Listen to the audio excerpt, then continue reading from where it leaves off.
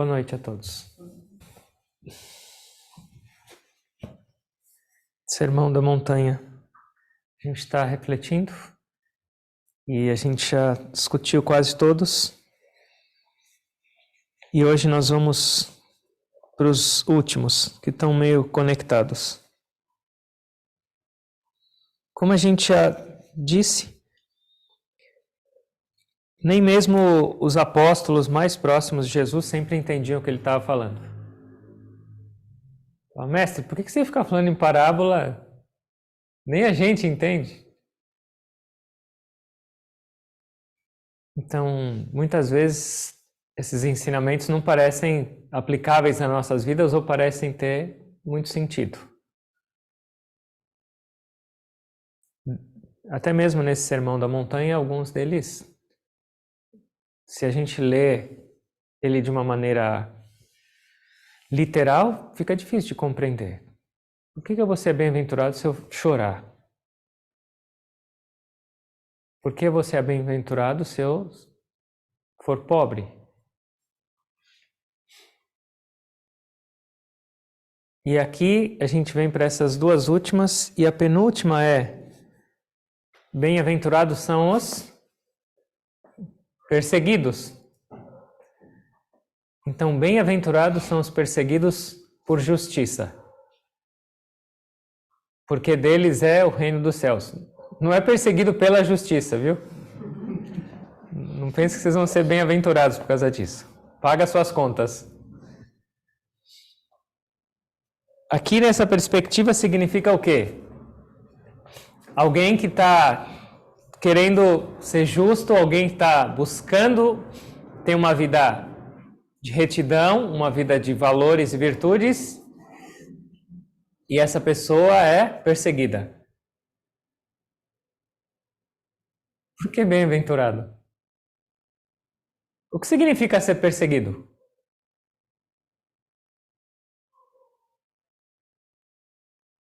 Questionado. Ofendido.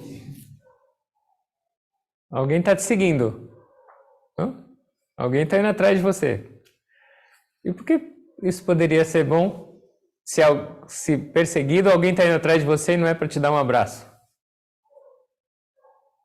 É com alguma coisa para dar na sua cabeça. Porque isso é bom. Eu estava pensando uma coisa. Se alguém está te perseguindo e você sabe que aquilo lá não é bom para você, o que você vai fazer? Você não vai parar. Então, quando alguém está te perseguindo, te faz andar, se mover, sim ou não? E se você está sendo perseguido por causa de justiça, eu acho que vocês já ouviram devem ter ouvido já essa história, mas eu lembrei de novo dela, de um grande poeta e mestre chamado Rumi. E ele conta essa parábola, que uma vez tinha um senhor, ele era muito honesto, muito virtuoso, e aí ele tinha acabado de trabalhar, ele estava descansando um pouco embaixo da árvore, porque estava muito sol. Bem relaxado, e de repente chegou uma outra pessoa, um homem forte, e falou para ele: levanta daí. Ele nem entendeu, ele abriu os olhos, nem sabia onde estava, e nunca tinha visto essa pessoa, falou: ele deve ter se enganado. Ele falou: meu amigo, talvez você tenha se enganado. Pá, levou um bofete. Levanta, eu estou mandando você levantar. E ele levantou, porque ele não sabia nem onde ele estava. Ele falou: o que está acontecendo? Ele falou: corre. Ele falou: corre para onde eu estou? Corre. Pegou uma vara e começou a bater nele. E fazer ele correr. O coitado não entendia nada. Ele falou: nunca fiz mal para ninguém. E essa pessoa que eu não tenho ideia quem seja, agora, além de me dar um tapa na cara, está me surrando com essa vara. Que miséria! Enquanto isso, correndo. E esbaforida. Quando ele parava, a pessoa falava: não para, corre mais.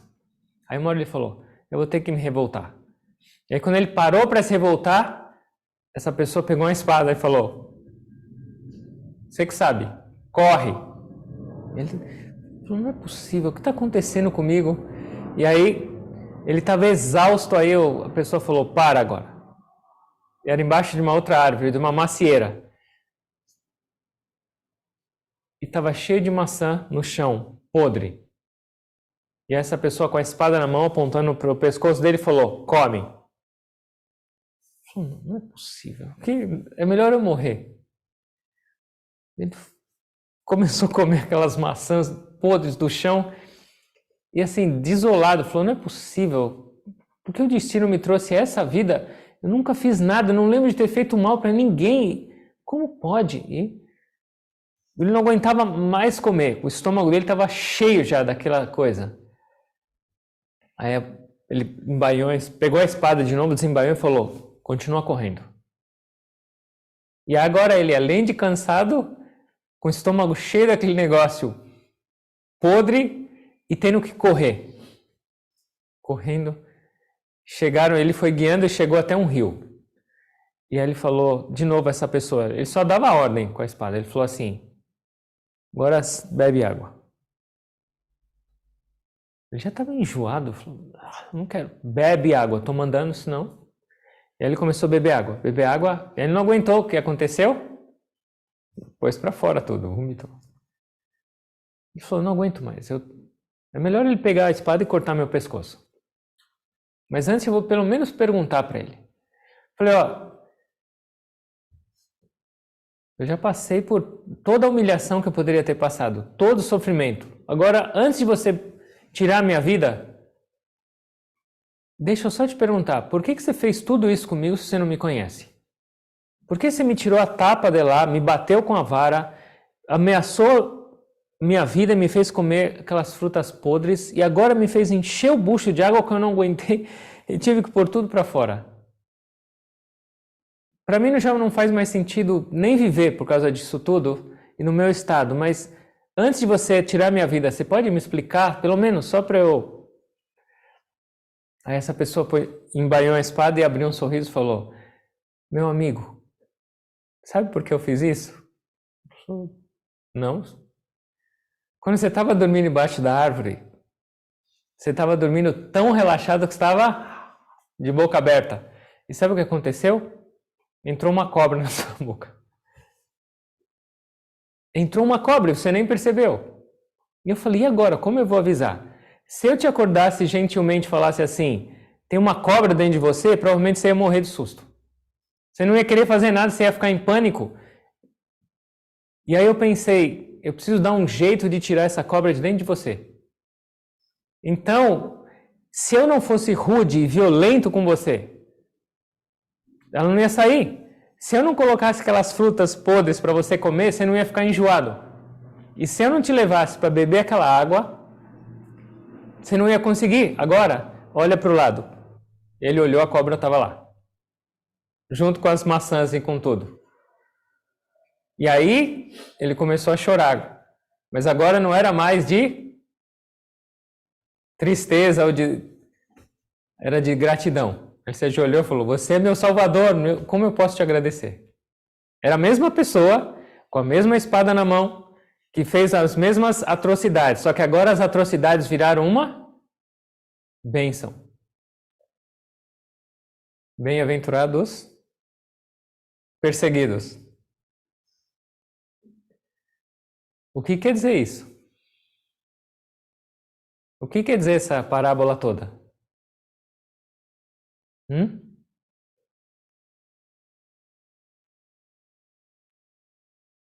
Será que a nossa perseguição é por acaso? Será que quando nós somos perseguidos, a gente não é perseguido desse jeito, mas tem pessoas que implicam com a gente, sim ou não? Sim. Que bom, pensei que era só eu. Tem pessoas que pegam o nosso pé, que criticam e vão ter. Mas será que isso é por acaso? Ou será que tem algum outro propósito por trás disso?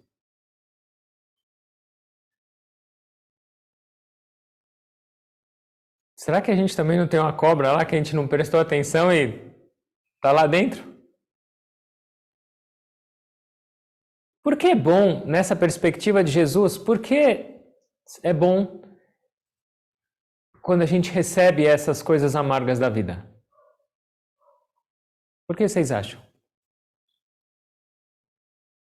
imediatamente ou pontualmente não é bom.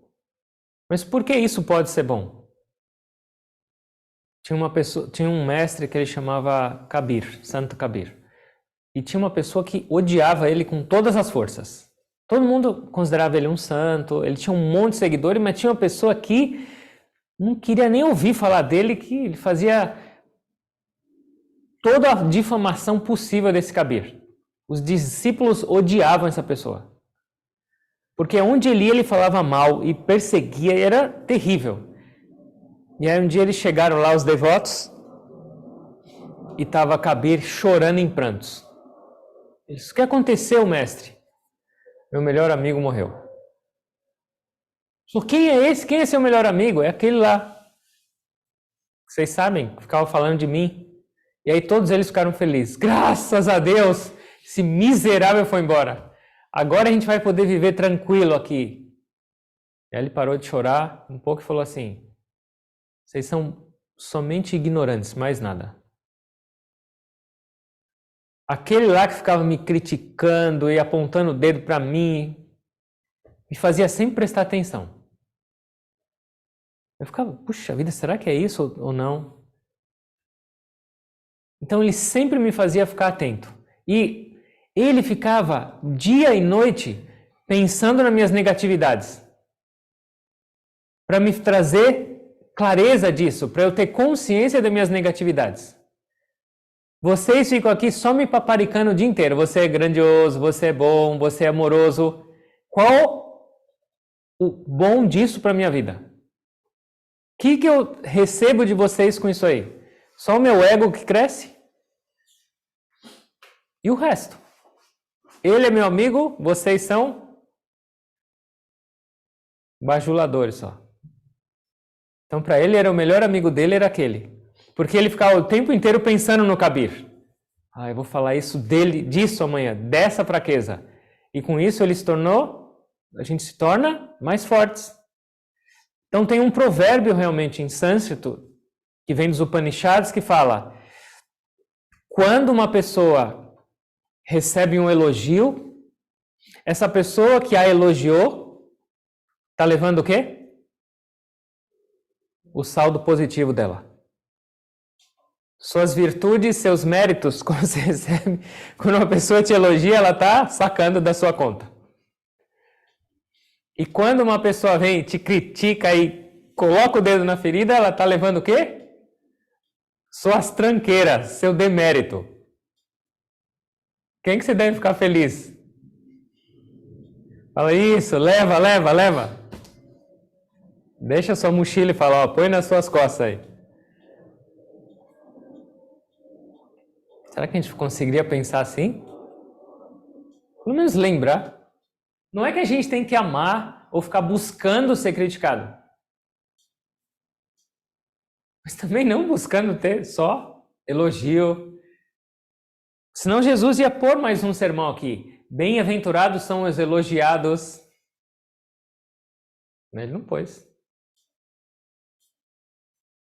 O problema é, o ser humano vive a maior parte do tempo buscando elogio. A gente vive para ser elogiado.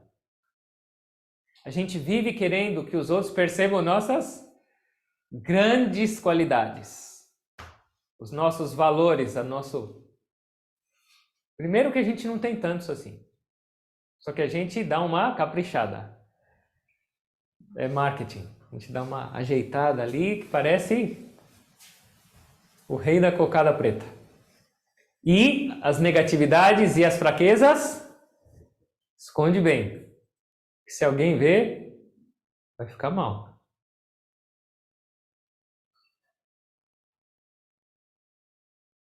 Da onde vêm nossas qualidades? O Guruji fez essa pergunta. Nós merecemos elogio? Ou não? As qualidades que você considera como boas, positivas na sua vida, esses valores, são suas? São? Você nasceu com elas? Não. De onde vem? Não? Vem de Deus. Alguém pode ter te ensinado através de Deus. Mas a gente esquece tudo isso aí e quer mostrar para as pessoas que nós somos bons, inteligentes, belos, espirituais. Então, lembra de onde vêm essas qualidades. Oferece para Ele. Ele é o que merece realmente todos os elogios. Nós? Mas não quer dizer que a gente merece crítica e ser... Da mesma maneira, essas qualidades não são nossas. E as falhas? E os erros? E as negatividades são nossas ou não?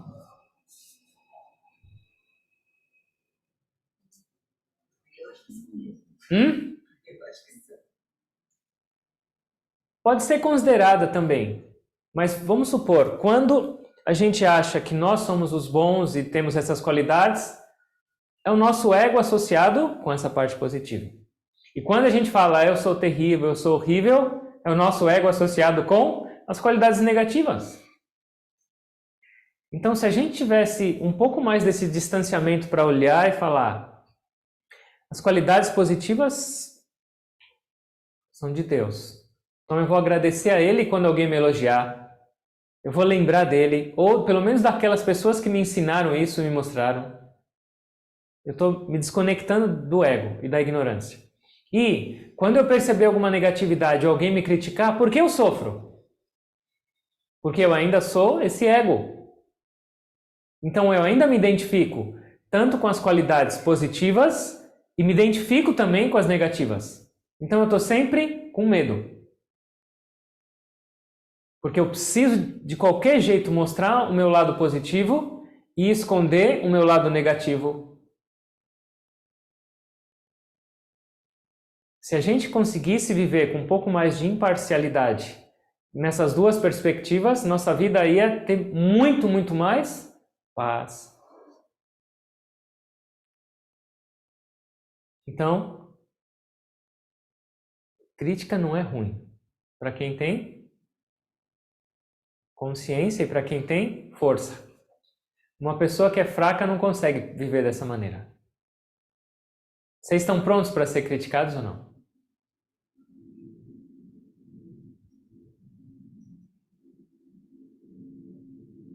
Mas não algo que treinado falar, eu vou te criticar desse jeito. De vir de sopetão, de surpresa e alguém vem, manda alguma.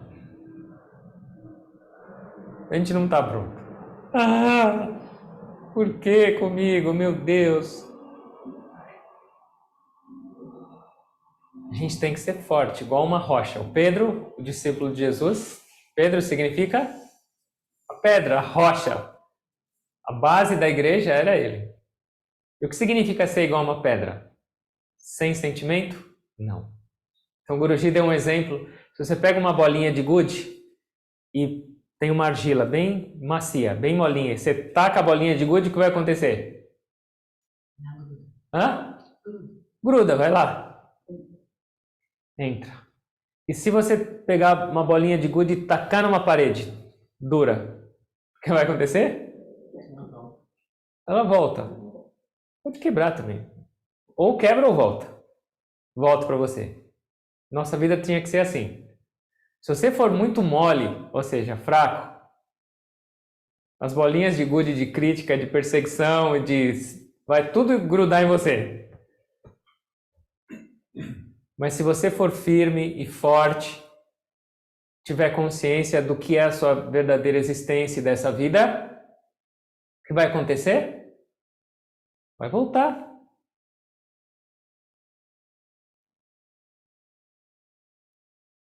Por fora, a gente tem que ser forte, firme e ter essa capacidade.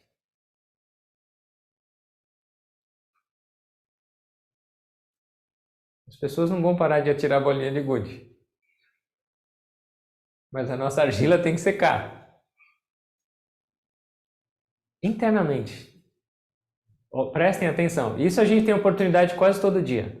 Como a gente se abala com as coisas. Jesus foi perseguido só por palavras? Não. E como foi a atitude dele? Ele reclamou, chorou, pediu ajuda para os outros, Silêncio o tempo inteiro. Passou pelo que tinha que passar.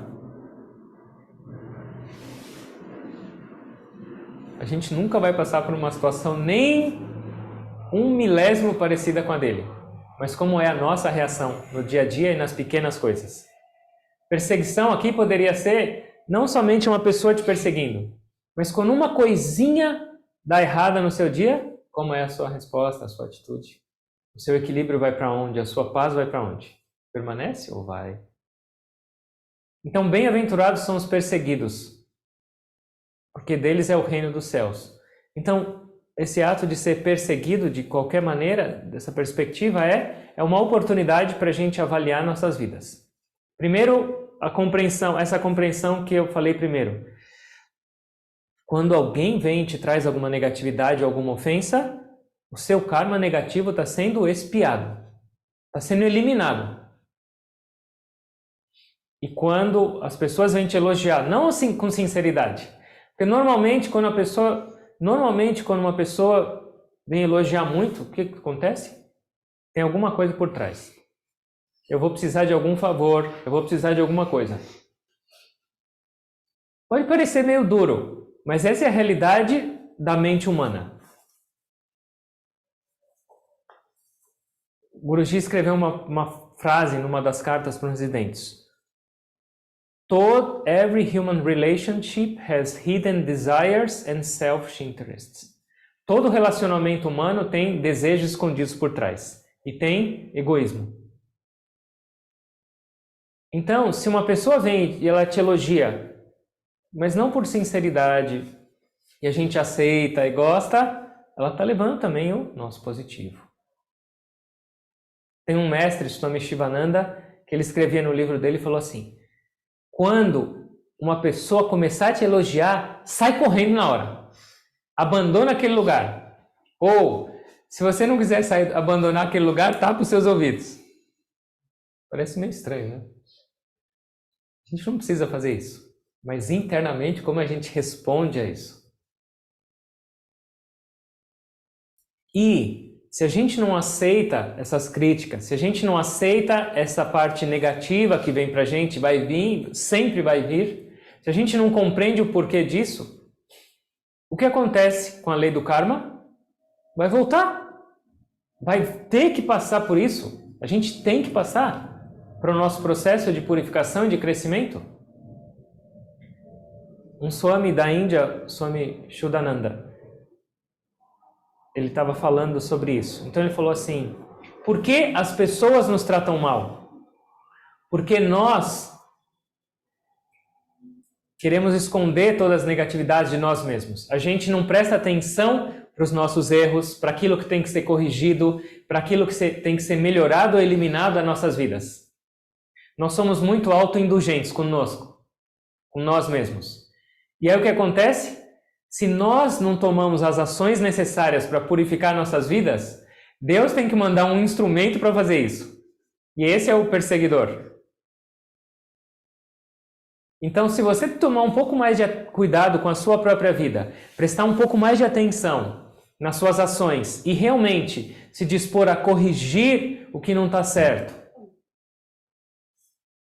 a mudar o que tem que ser realmente mudado, e não fazer vista grossa para os seus erros, para as suas fraquezas, você vai ser menos perseguido.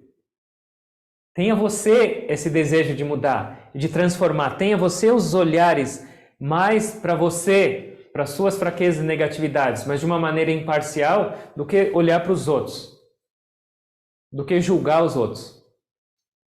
Então, nós somos, nessa perspectiva, nós somos perseguidos, nós somos acusados, nós passamos por esses momentos não tão agradáveis nas mãos de outras pessoas, porque nós não fazemos isso com nossas próprias vidas.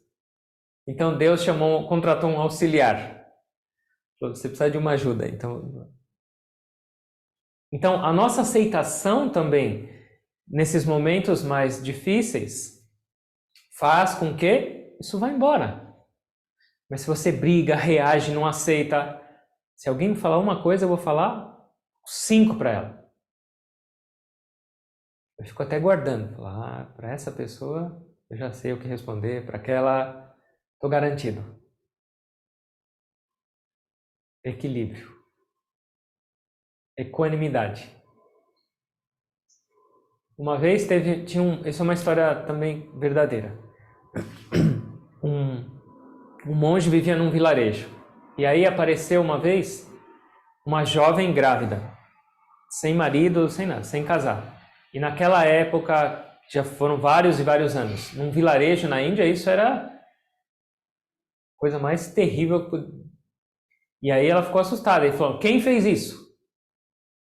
E ela não queria falar quem era. E quem ela falou? Foi o monge do vilarejo. E aí imagina o pessoal, né? Foi todo mundo lá, onde ele morava, com pau e pedra e acusando, humilhando, ofendendo. E o que ele fez? Não abriu uma boca, ficou quieto. E continuou vivendo lá. E ele vivia o quê? Mendigando comida para essas pessoas. E quem dava comida para ele? Ninguém mais dava comida para ele. Então ele tinha que comer fruta da árvore, tomar água do rio. Ninguém, por semanas e semanas, deu um grão de comida para ele. E o que ele recebia ao invés disso? Só ofensa e, às vezes, agressão. Continuou lá. E aí, depois de um tempo, ela ficou com consciência pesada. E foi lá e confessou o que era a verdade.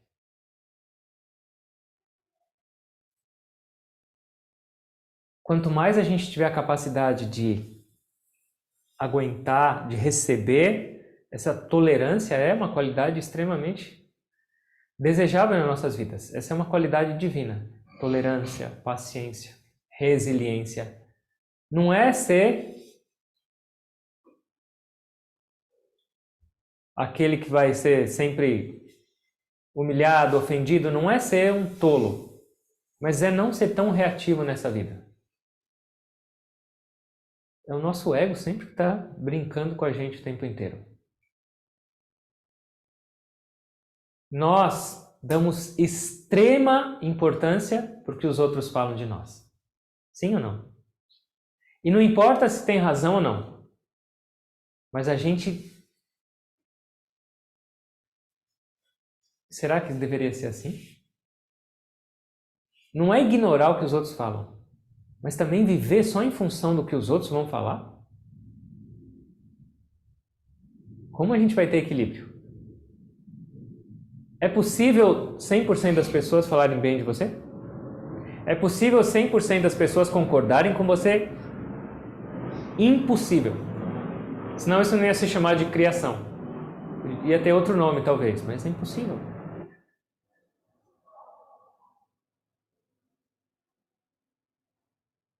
Tinha um pai e um filho saindo para comprar alguma coisa e foram na mulinha deles. Eram bem pequenininha. E os dois sentados na mula. E aí começaram a andar. Aí passou uma pessoa e falou assim: como é absurdo mesmo esse mundo, tá perdido. Dois marmanjos desse, sentado no lombo coitado desse bichinho, tá quase arriado.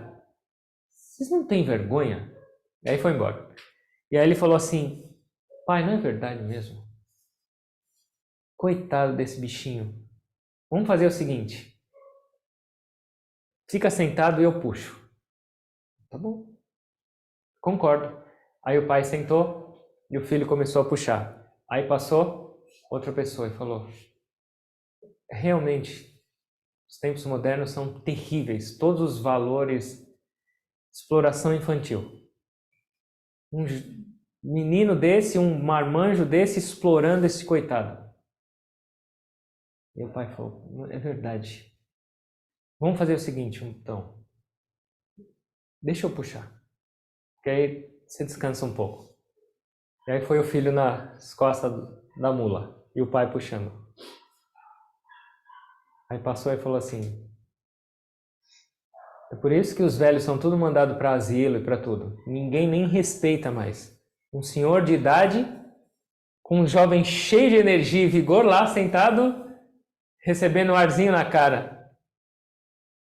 E aí os dois falaram: e agora? Eles falaram: vamos fazer o seguinte, vamos os dois puxar a mula. E aí os dois com a cordinha puxando a mula.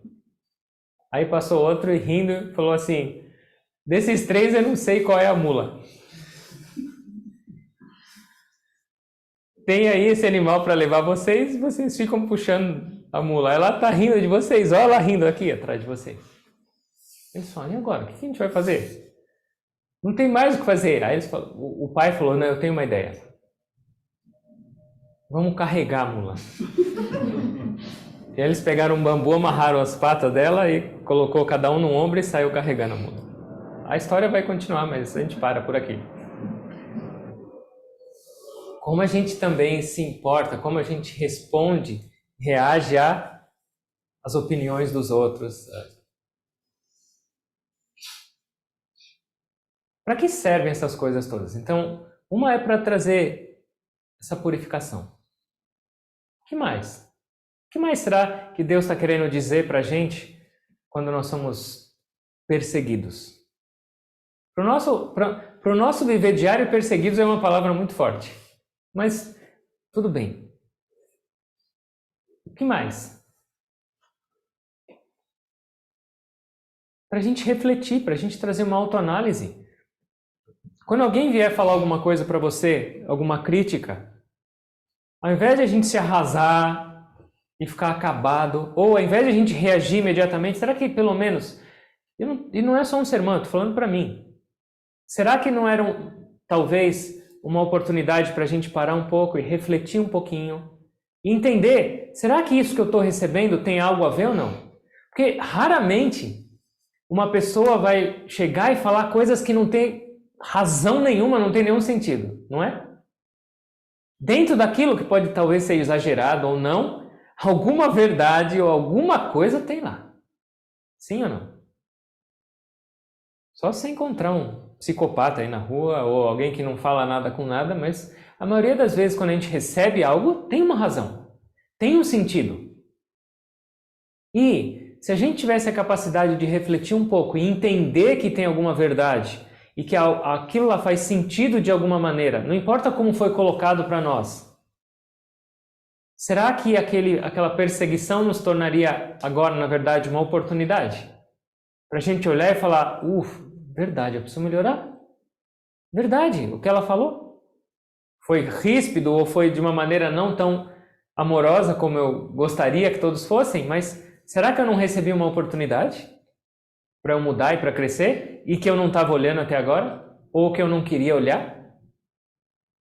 Então, uma crítica pode trazer muita coisa positiva para nossas vidas. E se quando a gente é criticado, primeiro, o nosso karma está indo embora. Segundo, eu estou tendo a oportunidade de refletir e de mudar. Ou de ignorar. Porque se ela falou algo e aquilo lá não tem nada a ver com a sua vida, aquilo lá não faz parte da sua vida, aquilo lá não é seu, por que você deveria ficar chateado ou irritado? Se a gente parar para pensar agora, friamente, tem sentido? Não tem sentido nenhum. Alguém fala para você, você é um ladrão, você roubou isso. Você não fez. Não tem nada a ver com aquilo. Por que você vai ficar ofendido? Mas a gente fica. Ainda assim a gente insiste. Mas para pensar. Tudo que vem para a gente não é um acaso, tudo que vem para a gente tem um propósito superior, porque tem alguém cuidando da gente. Tem uma mãe divina fazendo tudo acontecer. Lembra do karma, lembra de trazer reflexão. Se tiver sentido aquilo lá que você recebeu, corrige. Você não precisa agradecer pessoalmente pela crítica, você não precisa abraçar, você não precisa fazer nenhuma prova externa disso. Mas internamente, agradece a Deus pelo menos por ter mandado um instrumento para você mudar e corrigir. E corrige. E se não tiver sentido, não reage na hora. E se você achar que vale a pena, depois quando você estiver com a cabeça mais tranquila e já tem clareza de que aquilo não faz parte da sua vida, não te pertence, comunica. Lá no Ashram de Miami, quando eu morava no começo, eram 12 residentes, todos noviços. E às vezes tinha uma terceira guerra mundial lá, de discussão e de as verdades absolutas de cada um. E o Guruji falava assim: quando qualquer um vem te criticar, não reage, não responde. Fica quieto e escuta.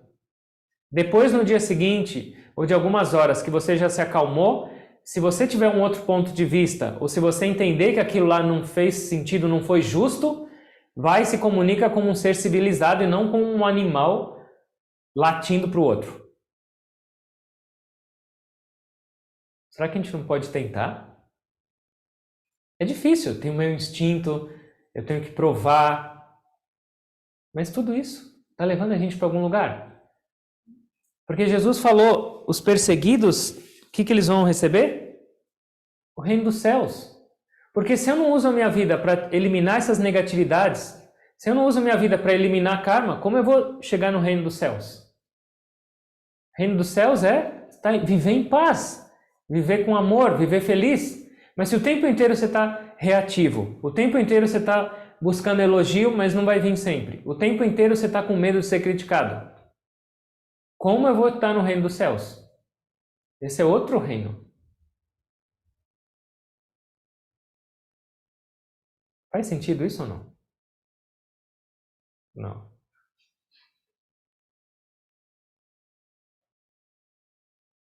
E especialmente, e aí ele segue na sequência. Bem-aventurados sereis quando vos caluniarem, quando vos perseguirem e disserem falsamente todo o mal contra vós. Está aumentando. Ainda bem que acabou aqui o Sermão da Montanha, senão, próxima segunda não ia ver mais ninguém. Porque está piorando. Agora é caluniarem, perseguirem e falar mal de vocês, todo tipo de falsidade. E aí ele fala, por minha causa. E o que quer dizer isso? O que significa ser caluniado ou ser falsamente acusado por minha causa? Minha causa? Jesus. O que quer dizer isso? Causa da transcendência. E por que você vai ser caluniado? Tudo que você tem que fazer é se dar lá para todo mundo esquecer de você. Aí o que acontece? Aí fazer isso não é fácil. Quando você tenta fazer isso, a crítica, tudo vai cair sobre você. Aí você tem que ter uma certeza absoluta, senão você... Mas eu falo isso, mas eu não estou preparado para isso não. Então, uma coisa é quando você tenta colocar valores na sua vida, você acredita o que é certo. Então, mesmo você acreditando o que é certo e sabendo que aquilo é correto na sua vida, sempre vão ter pessoas que não concordam e vão te criticar. Mas quando você tenta crescer espiritualmente e trazer valores espirituais ou desenvolver as qualidades divinas, seja Jesus ou de um guru ou as qualidades de Deus em você, aí as pessoas vão te achar mais estranho ainda. Não quer ir mais para balada comigo? Aquele miserável lá não toma mais cerveja comigo agora. Ele fala que tem que meditar. Tá tudo estranho, esse expedito tá tudo estranho agora. Tá mais quieto, será que ele tá doente? Então, parece que é andar contra a correnteza. E é por isso que a gente tem que ser forte. Não é brigar com o mundo, não é ser antissocial, mas é manter firme seus valores. Você é muito jovem. Depois que você ficar mais velho, você medita e faz essas coisas. Aproveita a vida agora. Você tem energia, tem dinheiro, tem toda a capacidade. O mundo está aí. Então, quando a gente tem realmente uma disposição para seguir, a gente entende que esse é esse caminho divino de desenvolver essas qualidades divinas nas nossas vidas é valioso, a gente vai encontrar oposição, sim ou não? De repente você quer mudar de dieta, quer comer algo mais saudável, algo mais condizente, a família não aceita. Ou, de novo meditação? Você vai de novo naquele lugar. E assim por diante. Então, na vida a gente já vai receber desafios, críticas e oposições. Mas quando a gente se dispõe realmente a usar essa vida para alcançar nossa meta, para ser quem nós somos, para se conectar com essas qualidades divinas, com Jesus, com Deus, com os gurus, vai ter mais oposição ainda. Por quê? Ele mesmo falou, a porta larga e a porta estreita. A porta larga é a mais fácil. Por quê? É fácil de passar e a multidão está indo, você só vai no vácuo. Segue a marola e você está andando. Mas para onde te leva a porta larga? Buraco. E a porta estreita, ela não é tão fácil de passar. Exige esforço, exige disciplina. E nem muitos estão, não são muitos que estão indo para lá. Então você tem que ter força. Você tem que ter coragem, você tem que ter convicção de que você está no caminho certo. E a minha pergunta é, vocês têm? Ou nós temos? A gente tem essa força para ir falar, não, a minha vida é por aqui. E não é abandonar o mundo, lembra disso. Mas é essa convicção interior. Eu tenho que viver no mundo, eu tenho que estar no mundo, mas não posso ser engolido. Não é fácil viver. Mas também não é fácil deixar se levar pela correnteza. O que a gente quer na vida? Para onde a gente quer caminhar?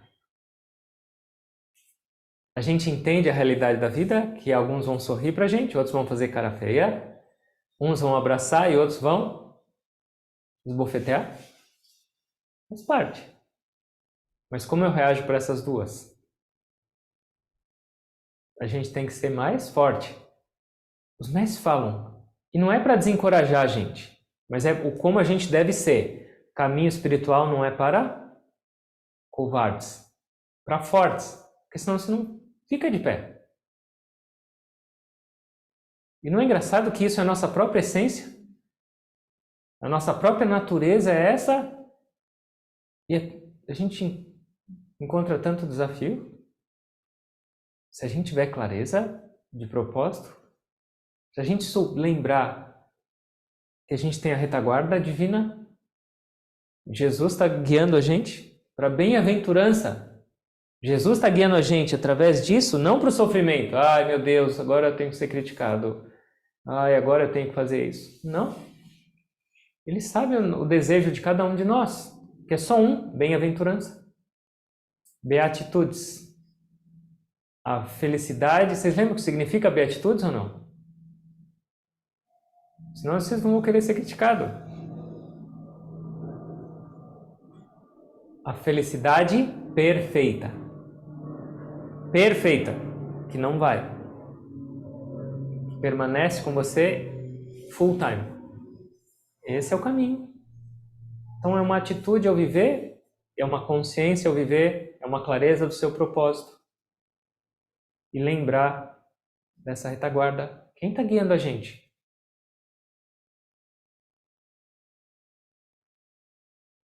Alguém tem alguma pergunta? Alguém tem alguma crítica? Sim? Um pouco contraditório, a gente reza, né? Pede, ora muito por harmonia, né? Paz, né? Relacionamentos saudáveis. E ao mesmo tempo a gente tem que agradecer por quem briga, por quem critica, por quem nos ataca. É meio contraditório. É contraditório. Mas será que um relacionamento saudável é um relacionamento onde não tem nenhum desentendimento? Porque quando aqui perseguição, pode ser só alguém que fala para você, Juliana, eu não concordo com essa sua visão. Mas nem isso a gente gosta. Então, será que um relacionamento saudável, seja qual for, é aquele que não tem nenhum desentendimento? Será que isso é verdadeiro? Talvez não. Porque todas as mentes são diferentes. Então, com as diferenças, com as críticas, a gente vai crescendo e vai alinhando. Normalmente, por exemplo, um casal Quantos anos demora para entrar em harmonia? É briga daqui, briga de lá, ele não me escuta, ela não muda, isso e aquilo. Até que chega um ponto eles falam, olha, tem que aceitar. E aí eles se aceitam. E aí, o que vem? Paz. Mas não é que não houve desentendimento, não houve crítica, houve todos esses negócios. E eles aprenderam. Demora para amadurecer, mas o amadurecimento veio com o quê? Com as diferenças. Não dá para ter... Nunca duas pessoas vão ser iguais. Então sempre vai haver algum tipo de discordância. Mas o que fazer com essa discordância, com esse desequilíbrio e com essa crítica é o segredo disso. Nunca esperar que não vai existir isso. Mas a gente vive nessa esperança que não vai existir isso. E viveram felizes para sempre. É isso que a gente espera. Mas não é que não dá. Só que viveram felizes para sempre não significa que não vai ter discordância, que não vai ter desarmonia. Um dia você vai estar bem-humorada, um dia você vai estar mal-humorada. Então, dentro dessa oscilação, encontrar força, encontrar equilíbrio e harmonia é trazer saúde para os relacionamentos. Mas não esperar e gostar do lado negativo. Não gostar da crítica, gostar, mas aceitar isso como parte e que isso te traz algo positivo e construtivo. Mas não ser masoquista e seu marido vai te elogiar e você fala, miserável. Quero saber o lado ruim agora. Vou tapar o ouvido. Não. Mas ter essa equanimidade.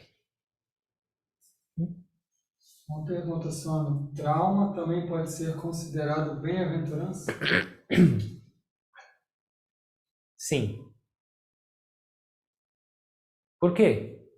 Por que trauma pode ser considerado bem-aventurança?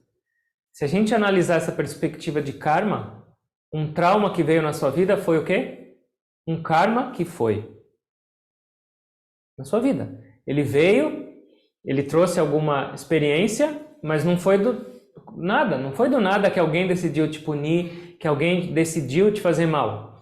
Pode ter tido um instrumento para isso, mas quem plantou isso? Nós. E se aquilo não viesse agora, nesse momento que talvez Deus entendeu que a gente tem condições de passar, de superar, não sei, talvez ele venha mais para frente com juros? Trauma. Eu já falei para vocês a história do Lahiri Mahashaya, que ele estava andando junto com um discípulo, e aí ele pediu para o discípulo, me dá um pedaço do seu dote, da roupa dele. E aí ele cortou um pedaço e falou, tá bom, guarda com você. O discípulo não entendeu nada, falou, por que ele mandou rasgar minha roupa? E aí, andando mais um pouco, o que aconteceu? Caiu uma pedra desse tamanho no pé do Lahiri Mahashaya e rebentou o dedão dele, começou a jorrar sangue.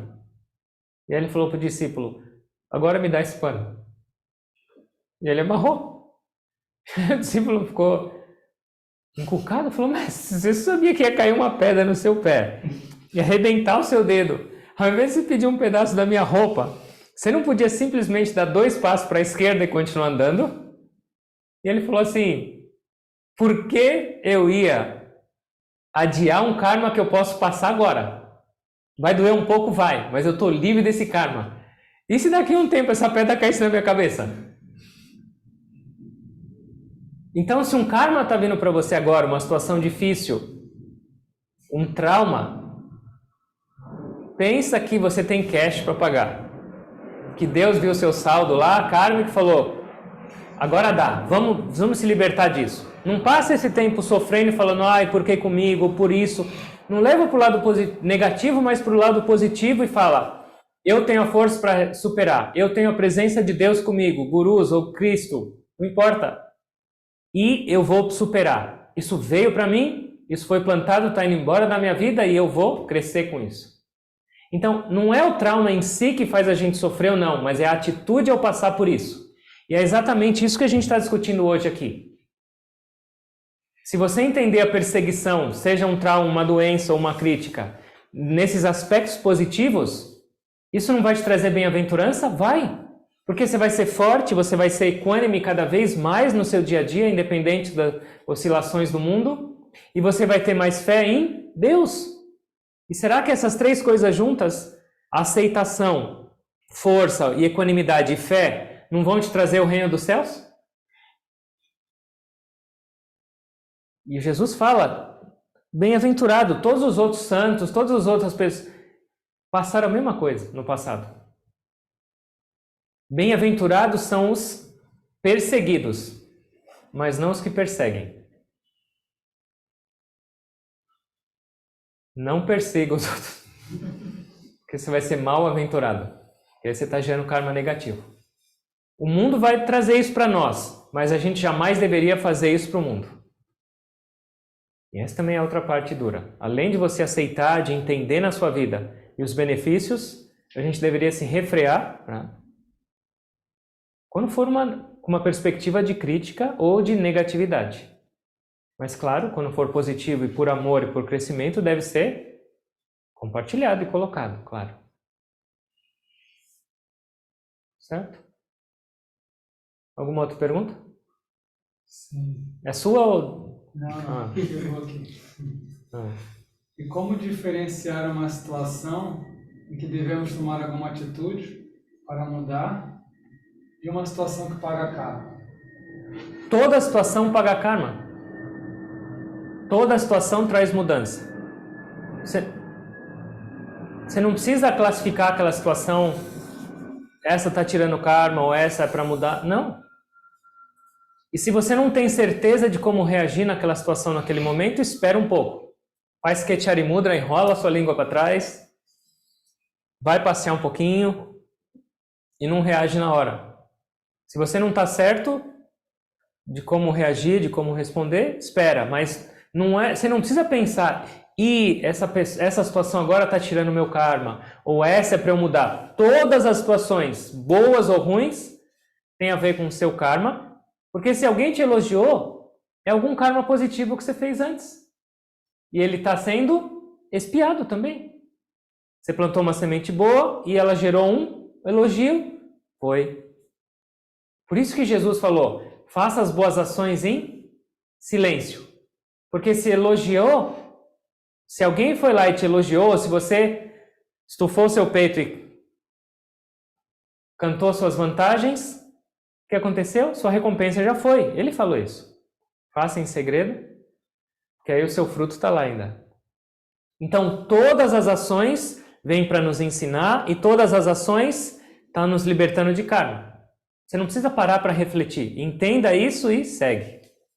Se você não tiver certeza de como responder e se você entender que aquilo lá está te tornando reativo, aguenta a bronca. Um pouquinho, segura um pouco. Respira fundo. Pede para ir no banheiro.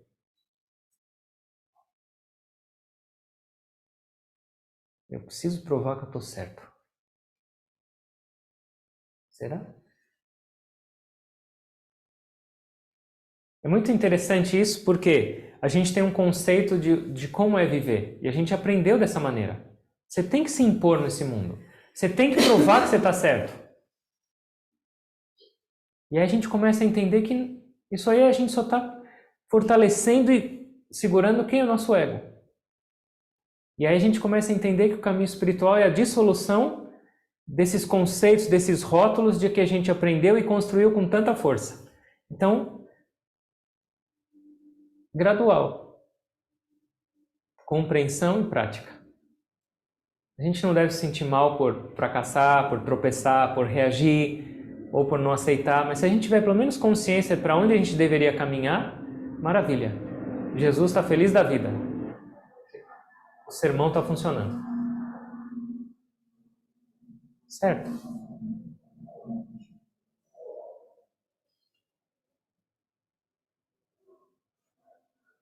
Vamos fechar os olhos, por favor.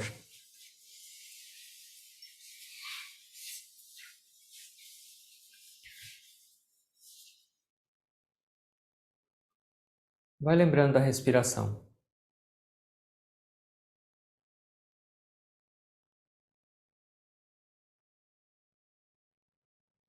Bem-aventurados são os pobres de espírito, porque é deles o reino dos céus. Bem-aventurados são os que choram, porque eles serão consolados.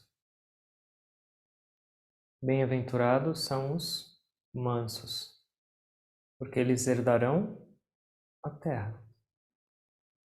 Bem-aventurado os que têm fome e sede de justiça, porque eles serão saciados.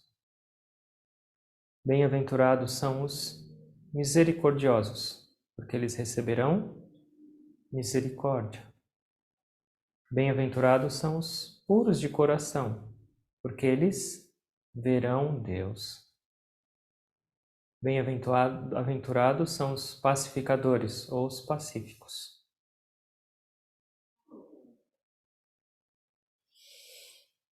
Porque eles serão chamados filhos de Deus.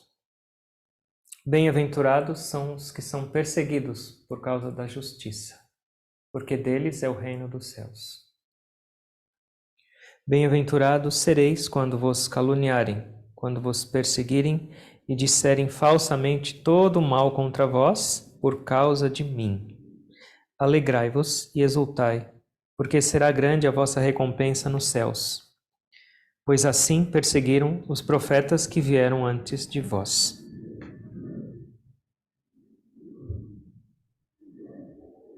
Nós somos muito afortunados de ter a oportunidade de realmente entender a vida como ela é.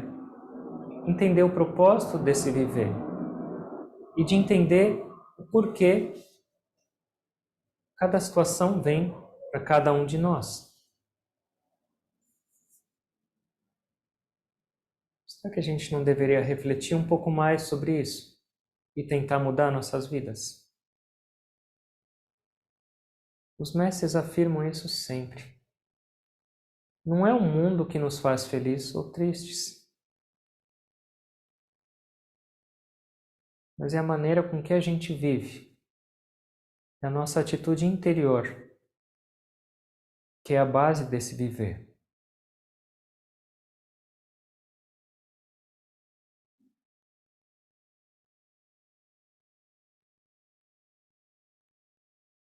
O que vocês querem das suas vidas? Como vocês gostariam de viver? Na oscilação, na incerteza, na insegurança, no conflito? Ou no reino dos céus? Lembra de Jesus. O reino dos céus está perto. Depende da sua vontade, depende da sua compreensão. O reino dos céus está nas suas mãos. Se você se esforçar, você alcança. Mas ele está dentro de vocês.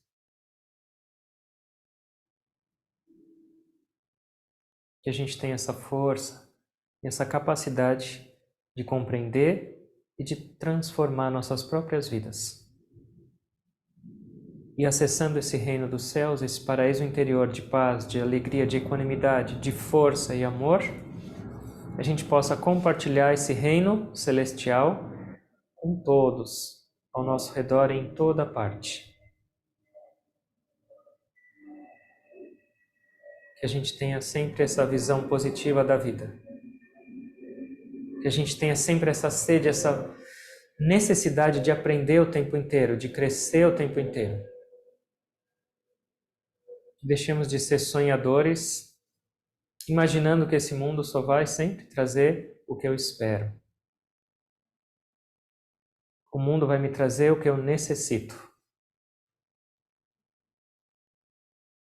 Deus está olhando para cada um de nós. E Ele só quer uma coisa de nós, que a gente experiencie esse amor. Que a gente cresça e entenda quem nós somos.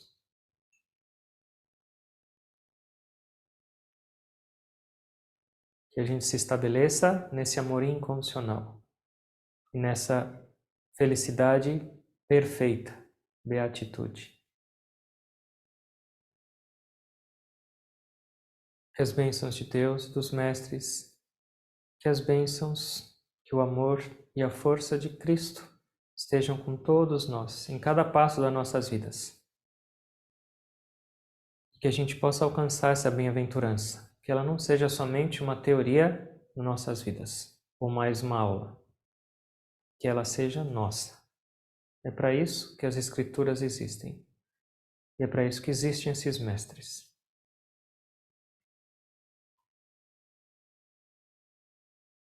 Eu agradeço a todos vocês e com gratidão eu me curvo a todos vocês.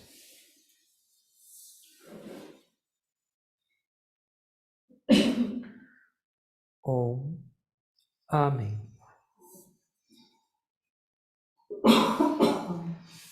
Obrigado a todos.